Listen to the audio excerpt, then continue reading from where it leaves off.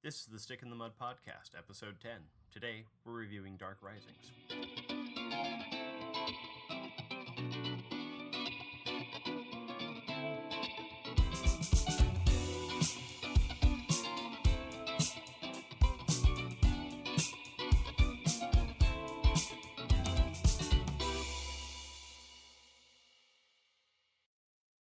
Hey everyone, welcome to Stick in the Mud podcast. As always, I'm your host, Tark. If this is your first time listening, I'd like to say thanks for giving us a shot. Repeat listeners, thanks for downloading and listening again. The Stick in the Mud podcast is released once a week on Wednesdays, and notes for the show can be found at www.stickinthemudpodcast.com. You can find us on iTunes and on the Google Play Music Store as Stick in the Mud Podcast, and follow us on Twitter at Mud Podcast. We're also live on Twitch every once in a while at www.twitch.com/mudpodcast. All the links will be in the show notes, so let's go ahead and start talking about Dark Risings. Dark Risings runs on the ROM codebase, and honestly really feels like a blast from my middle school and high school days playing another game called Medivia. A lot of features are similar, not quite the same, of course, but enough to make me go, man, the nostalgia factor is really setting in. So, overall, I've got to say, my experience with Dark Risings has been super positive. I've made a couple of different characters now, and every time I've made a character, usually within, I would say, 10 minutes to a half hour, someone from their newbie helping clan has found me, asked me if I had time to talk, and then, once I said, yeah, I do, they proceeded to help equip me with some excellent starting gear for newbies and a little bit of spending money, which is really helpful when you're looking to upgrade your gear from the stuff that you get in the original newbie zone. So now, let's go ahead and run through Tark's totally arbitrary rubric and see what shakes out. So, first off, what I like to look at, my initial impression of the game comes from the website and just their general out of mud resources. Does their website look like it was modern? Wasn't designed in the late 90s? It does, actually. The website's very up to date. Little bit lacking in information, but the information on the website is up to date. The game's help files or the help content are not accessible from the web. Kind of a downer in my book, just because I like being able to access that stuff, say, if I'm at work or if I'm riding in the car while my wife's driving. It makes it easy to go, oh, hey, I wonder about this. Can I look it up? There is a very obvious link out to their forums, so, they do win there as far as being able to get involved with the community. I haven't actually logged into the forums yet to check and see how active it is, but I'm going to assume it gets some use at least. Now, as far as the game's community goes, I found the population treats new players extremely well.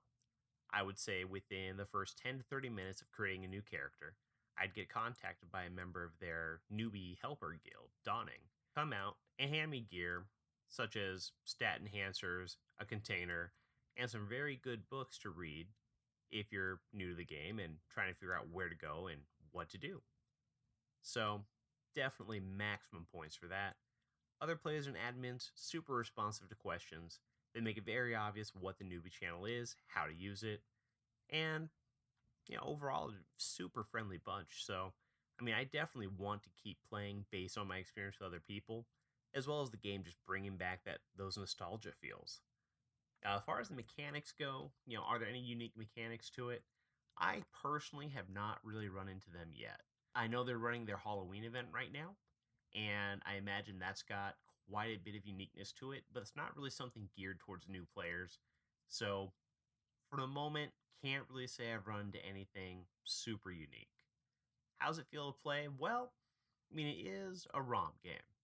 It's fairly old school-ish, but they have put in quite a bit of stuff that does make it a bit more convenient to play. Most commands, spells, names, and the like can be shortened to just a couple of letters. So instead of casting Fairy Fire, I usually just do CFA, and that does the same thing for me. As far as like the mechanics and gameplay, is it newbie friendly? Absolutely. About the only thing that I kind of miss is having a overhead or a room by room map that moves with you as you're moving around the game. But, you can't have everything. And honestly, it does make memorizing zones and figuring out how to run around them, again, making me feel old school here. As far as depth and mechanics, They do have their soul gem system, which lets you forge soul weapons and possibly other stuff. I haven't really looked too much into it, and so actually, yeah, no, that is a unique mechanic. So I take back what I said earlier.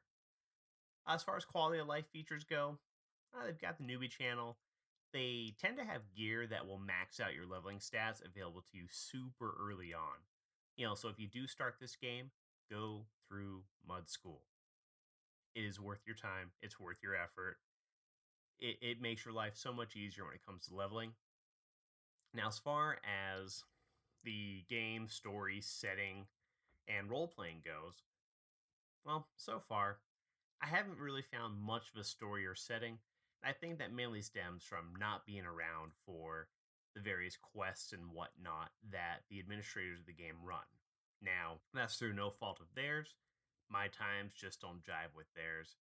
But, it is something that ideally I'd like to get involved with at some point. The quality and the overall vision, again, I can't really speak to. As far as RP goes, everyone I've interacted with so far, not on one of the OOC channels, has been very much in character. One guy who I've been told is possibly the oldest character in the game, a very well spoken orc that still manages to come off as being, I don't know, he talks very much kind of like a blue collar guy. What's your want? Oh, I'm going over there. Stuff like that I kind of read from the way he speaks. And honestly, probably my favorite moment I've had in the game so far stemmed with an experience from him. The character's name is Lectros, and he was talking to my orc, Necromancer, getting me, situated and whatnot, handing me newbie equipment, all that fun stuff. And I had called him Mr. Lectros. And he was like, well, it's either Lectros or just Lec. Are you a Mr. whatever my character's name was? And I said, well, only if I'm wearing a suit. At which point he reaches into a bag and pulls out a suit and is like this one? And it was just the most random, hilarious thing to me. And he didn't miss a beat with it. So it was absolutely amazing just how he rolled with it and turned that into, for me right now, is a super memorable experience. So yeah, the RP, what I've run into so far, phenomenal. And I imagine it'll only get better as I become more established and start getting friendships, rivalries, and all the things that come with having a living, breathing character. So now it comes down to, should you play Dark Risings? I'd say yes. I really think that Vaemon is doing a phenomenal job running the game. I know that once Halloween hits and they're done with their current story arc, they're going to take a little bit of a break from running story and quest stuff, focus more on game stuff, mechanics, maybe just running little games for people, and that's okay. The game does have PvP, which is always a plus for me. It's a little bit restricted, which, kind of a bummer, but you can't have everything.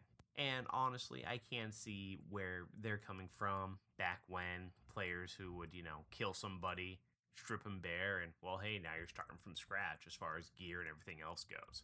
So, again, can't fault the new culture too much. But, yeah, I would say make a character, log in, get greeted by one of the awesome newbie helpers, and really just have some fun with it. Try something outside, your usual norm.